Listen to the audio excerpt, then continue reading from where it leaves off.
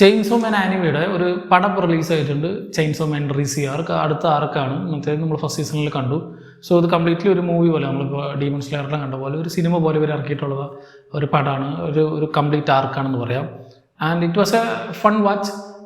ഒരുപാട് എക്സ്പെക്ട് ചെയ്യുന്ന സാധനങ്ങളൊന്നുമില്ല, ഒരുപാട് ആക്ഷൻ ബാക്ക്ഡ് ആയിട്ടുള്ള സാധനങ്ങളൊന്നുമില്ല. പക്ഷേ ഉള്ളത് നീറ്റായിട്ട് ചെയ്തിട്ടുണ്ട്. അറിയാം, മാപ്പയാണ്. നമുക്ക് കഴിഞ്ഞ മാസം ഈ മാസം തന്നെയാണ് നമുക്ക് ഡീമൺ സ്ലെയർ കണ്ടത്, യൂഫോട്ടോബിളിൻ്റെ. ഇതിപ്പോൾ മാപ്പ. ഇപ്പോൾ ഒരേ മാസം തന്നെ വലിയ രണ്ട് ആനിമി പടം, അത് നല്ല രണ്ട് പ്രൊഡക്ഷൻ ടീമിൻ്റെ കയ്യിൽ നിന്നുള്ളത് കാണാൻ പറ്റും. അത് നമ്മുടെ ഇവിടെയൊക്കെ വലിയ റിലീസ് വരുന്നുണ്ടെന്ന് പറയുന്നത് തന്നെ വലിയ കാര്യം. കാരണം ഇന്ത്യയിലൊന്നും റിലീസ് ഇല്ലായിരുന്നു. ഇതിപ്പോൾ കേരളത്തിലാണ് ഇമാർ രണ്ട് ആനിമി പടമൊക്കെ ഒരു മാസത്തിൽ തന്നെ ഇറങ്ങുന്നത്. സോ അങ്ങനെ കാണാൻ പറ്റിയത് വലിയ ഭാഗ്യം എന്ന് പറയാം. സോ ഈ ഒരു പടം മൊത്തത്തിൽ സാറ്റിസ്ഫൈഡ് ആണ് പടം കണ്ടപ്പോൾ. പക്ഷേ കുറച്ചും കൂടി ആക്ഷൻ സീക്വൻസുകൾ അവിടെ ഒക്കെ ആയിട്ട് വെക്കായിരുന്നു. പക്ഷേ അതിൻ്റെ ഫ്ലോ അങ്ങനെയാണ്. ഒരു പോയിന്റ് എത്തുമ്പോൾ ഇത് ട്രിഗർ ആവുള്ളൂ. പിന്നെ അവിടെ നിന്ന് അങ്ങോട്ട് പിന്നെ കൂട്ടപ്പൊരിച്ചിലാണ്. പിന്നെ അങ്ങോട്ട് നമുക്കറിയാലോ, മാപ്പ് സ്ഥിരം ചെയ്യാറുള്ള പരിപാടി തന്നെയാണ്. ഒരു വെടിക്കെട്ട് തന്നെയാണ് പിന്നെ അങ്ങോട്ട്. പക്ഷെ അതിന് കുറച്ച് സമയം എടുക്കും, കുറച്ച് ടൈം എടുത്ത് ഇങ്ങനെ പോയിട്ട് നമുക്കറിയാം എന്താ നടക്കാൻ പോകണമെന്ന്, എന്താ വരാൻ പോകണമെന്ന് നമുക്കറിയാം. പക്ഷെ അതവരിങ്ങനെ ഹോൾഡ് ചെയ്ത് വെച്ച് ഒരു പോയിന്റ് എത്തിക്കഴിയുമ്പോഴാണ് റിലീസ് ചെയ്യുക. പിന്നെ അങ്ങോട്ട് എൻഡ് വരെ വെട്ടിക്കെട്ട് ആക്ഷൻ സീക്വൻസുകളാണ്. പക്ഷെ അതിന് മുമ്പും ഡെഞ്ചി എന്താണ്, ആളുടെ സ്വഭാവം എന്താണെന്ന് നമുക്ക് ഓൾറെഡി അറിയാം.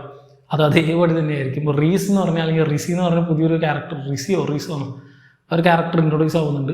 ആ ഒരു ക്യാരക്ടറിനോട് ഡെഞ്ചിക്ക് തോന്നുന്ന ലവ് ഇൻട്രസ്റ്റും അതിൽ തുടർന്ന് നടക്കുന്ന കാര്യങ്ങളൊക്കെയാണ് സിനിമയിൽ പ്രധാനമായിട്ട് കാണിച്ചു തരിക.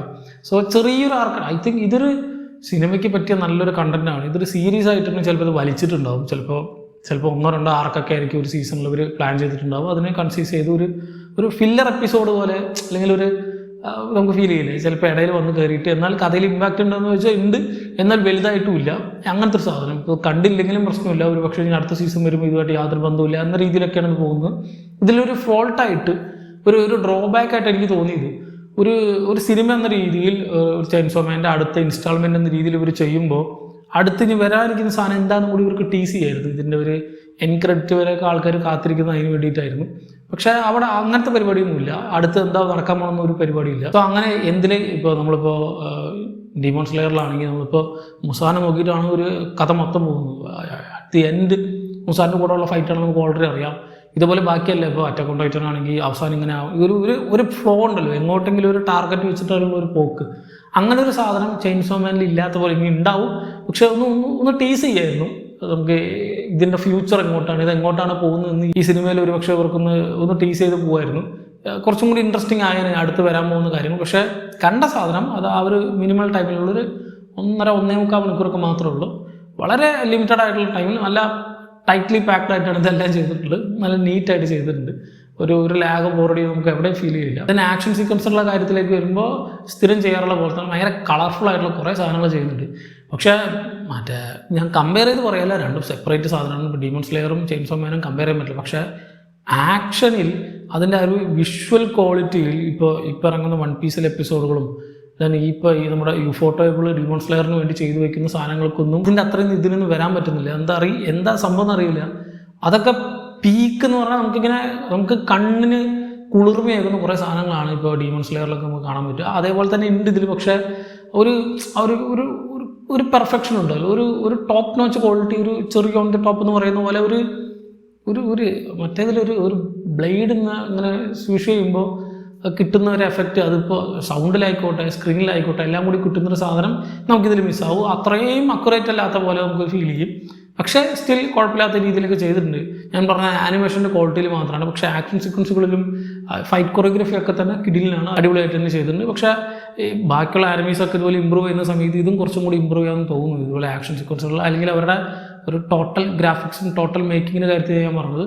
കാരണം യൂഫോട്ടേബിളൊക്കെ ഒരു സ്റ്റാൻഡേർഡ് ഇങ്ങനെ സെറ്റാക്കി വെച്ചിട്ടുണ്ട്. അതിൻ്റെ അപ്പുറത്തേക്ക് അതിൻ്റെ അപ്പുറത്ത് ചെയ്ത് കാണിക്കാമെന്ന് പറഞ്ഞിട്ട് ബാക്കിയുള്ളവരെ നോക്കി ചെയ്യുമ്പോൾ അവർ അതിനപ്പുറത്ത് ചെയ്യാൻ വേണം. ഇപ്പോൾ മാപ്പ് അതിന് മുമ്പ് ചെയ്തിട്ടില്ല എന്നല്ല.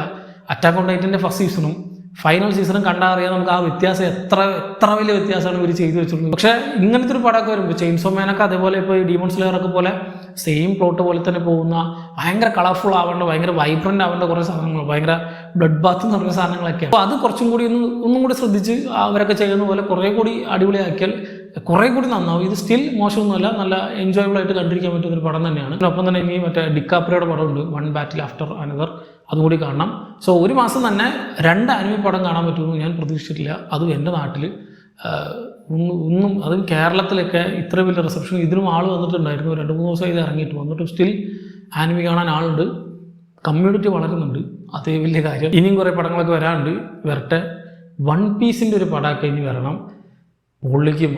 ഇതിനൊന്നും കിട്ടിയ റിസപ്ഷൻ ഒന്നും ആയിരിക്കില്ല, വേറെ ലെവലായിട്ട് ആയിരിക്കും എന്നുള്ളത് തീർച്ചയാണ്. ഇതിപ്പോൾ ഇടയ്ക്ക് പണ്ടൊക്കെ കുറേ വൺ പീസ് റെഡ് അത് എന്നൊക്കെ പറഞ്ഞിട്ട് കുറേ ഫില്ലർ സാധനങ്ങളൊക്കെ വന്നിട്ടുണ്ടായിരുന്നു. പക്ഷേ അതൊക്കെ ഇവിടെ റിലീസ് ചെയ്തിട്ടുണ്ടോയെന്ന് എനിക്കറിയില്ല. ഇനി ഉണ്ടെങ്കിൽ തന്നെ കുറച്ച് മുമ്പായിരിക്കും.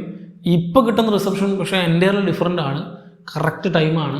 ഇങ്ങനത്തെ ഇനിയും പടങ്ങൾ വരണം. അപ്പോൾ ചെയിൻസോ മാൻ്റെ റീസിയർക്ക് കണ്ടവരുണ്ടെങ്കിൽ ഈ സിനിമയെ പറ്റിയുള്ള നിങ്ങളുടെ അഭിപ്രായം എന്നുള്ളത് താഴെ കമന്റ് ബോക്സിൽ കമന്റ് ചെയ്യുക. മറ്റൊരു വീഡിയോയിലൂടെ വീണ്ടും കാണാം. നന്ദി.